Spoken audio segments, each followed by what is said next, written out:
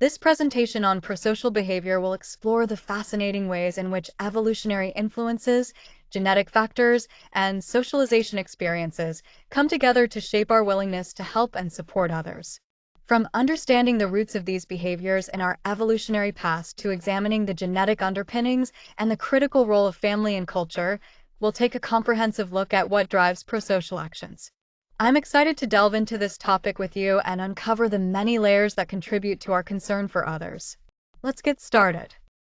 In this presentation, we'll explore the challenges involved in studying prosocial behavior, starting with its definitions and meanings.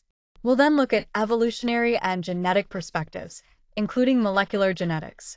After that, we'll discuss how prosocial behavior develops through socialization from infancy to adolescence, including the role of volunteerism. We'll also examine cultural differences before wrapping up with a summary and remaining research questions. This overview will guide us through the key topics we'll cover.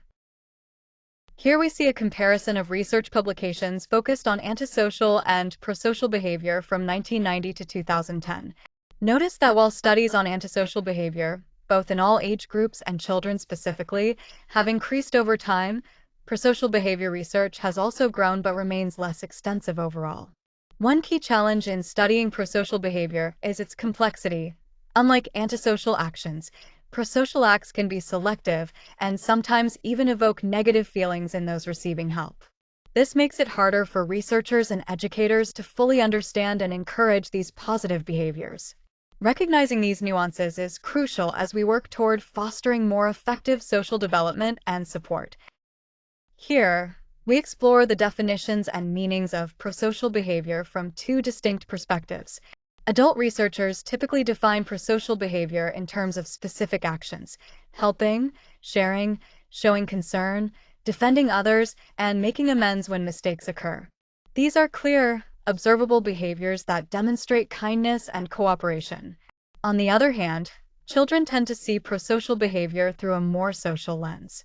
For them, being nice involves using humor, being friends, including others, resolving conflicts, sharing or caring, spending time together, and building trust. It's less about individual actions and more about the quality of their interactions and relationships. This contrast highlights how prosocial behavior can have different meanings and motivations depending on who you ask. For adults, it might be driven by empathy or moral principles, while for children, it's often about habitual social bonds and emotional connections. Understanding these differences helps us appreciate the complexity and richness of prosocial behavior in everyday life. Here, we're looking at 4 key evolutionary theories that help explain why prosocial behavior exists. First is kin selection, which tells us that behaviors benefiting relatives are favored because they help pass on shared genes, boosting genetic fitness. Next is reciprocal altruism, where individuals help non-relatives with the expectation that favors will be returned over time, creating a balance of mutual benefits.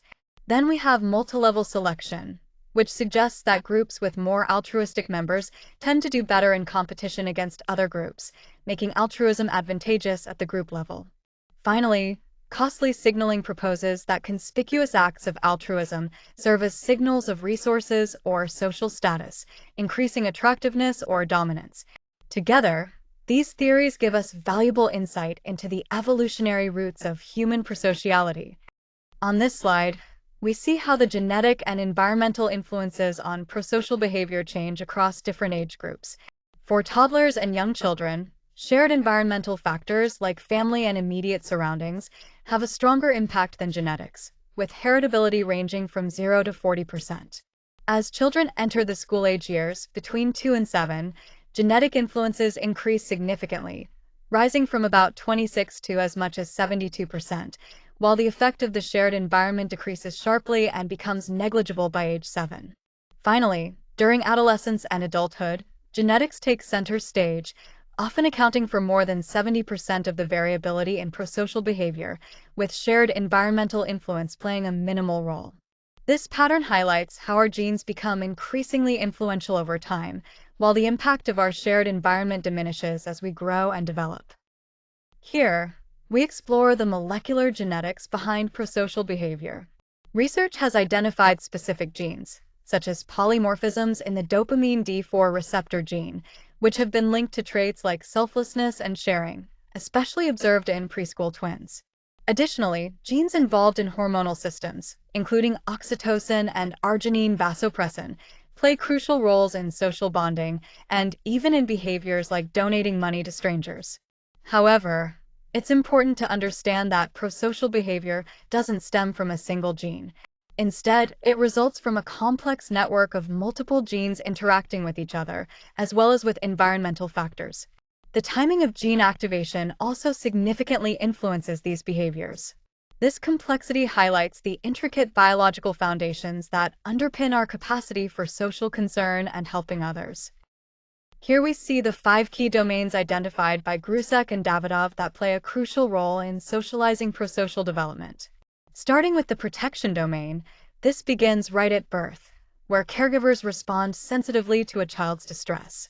This sensitive responsiveness lays the foundation for empathy and emotional regulation, which are essential for caring about others. Next is the reciprocity domain, which involves relationships based on mutual exchange and cooperation between equals. Here, children learn to willingly help others when asked, fostering a sense of give and take. Moving on to the control domain, socialization agents like parents or teachers use their authority to encourage prosocial behavior through reinforcement, discipline, and reasoning. This structured guidance helps children understand expectations and consequences. Then we have the guided learning domain, where prosocial skills are taught within the child's level of understanding, allowing them to deeply comprehend and internalize these behaviors. Finally, in the group participation domain, children adopt prosocial routines and identities by taking part in social group rituals and observing modeled behaviors. These domains are interconnected, showing that prosocial development is shaped not just by direct teaching, but also through relationships, social exchanges, authority, structured learning, and cultural practices working together to nurture a child's growing concern for others. As we look at infancy and early childhood, it's fascinating to see that even newborns exhibit a basic form of empathy by crying when they hear other infants cry. This early empathetic response is a foundation for later social behaviors. By the time toddlers reach about 12 to 14 months, they begin to show more active concern. They might touch or verbally reassure someone who is upset, signaling their growing emotional awareness. A crucial factor in nurturing this empathy is sensitive caregiving. When caregivers respond attentively and kindly to a child's distress, they help foster empathy, self-regulation, and a willingness to help others. The image here illustrates this beautifully, showing the protective role caregivers play in comforting and supporting young children during these early stages.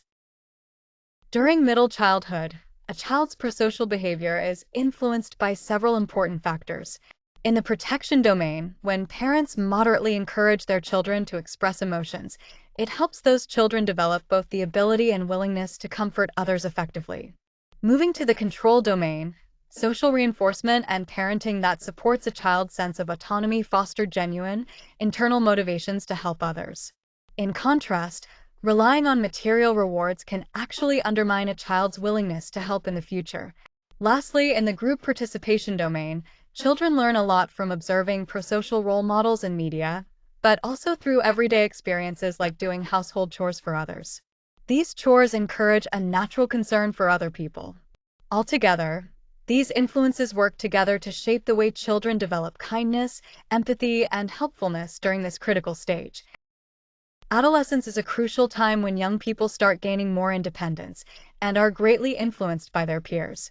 These social circles often encourage ongoing acts of kindness and helping behaviors. At the same time, parents, especially mothers, continue to shape their teens' values through close communication and emotional sharing, which helps internalize a strong sense of right and wrong. Volunteerism stands out here not just as a way to develop prosocial attitudes, but as a meaningful prosocial action itself. When adolescents participate in community service, it often leads to continued engagement in charitable work, social causes, and even political involvement later in life. This shows that encouraging volunteerism during these formative years can have lasting, positive effects. Here, we're looking at the differences in prosocial behavior between individualist and collectivist cultures. In individualist cultures, like those in the United States, there's a strong emphasis on spontaneous acts of kindness, helping others without being asked and showing concern for strangers. This reflects the value placed on personal choice and self-expression. On the other hand, in collectivist cultures such as Kenya, Mexico, and the Philippines, prosocial behavior is more about fulfilling social responsibilities within the group. Helping is often expected and linked to assigned family duties, where maintaining harmony and reciprocal relationships is key. For example, children in these cultures are more likely to help because it's part of their role in the family and community. It's also worth noting that cultural values can sometimes discourage certain helping behaviors. For instance, in some collectivist societies, people might hesitate to assist elders in ways that could cause them to lose face or feel disrespected. Understanding these nuances helps us appreciate how culture shapes the way people express care and support for others. To wrap up, the main conclusion here is that prosocial behavior develops through a complex interplay between evolutionary principles, genetic predispositions, socialization experiences, and cultural values.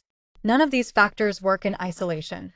They all come together to shape how social behavior emerges over time. However, several important research questions remain.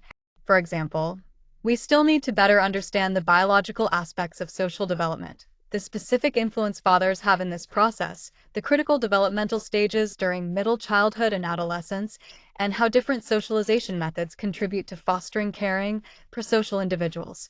These questions highlight the areas where further research and exploration are essential.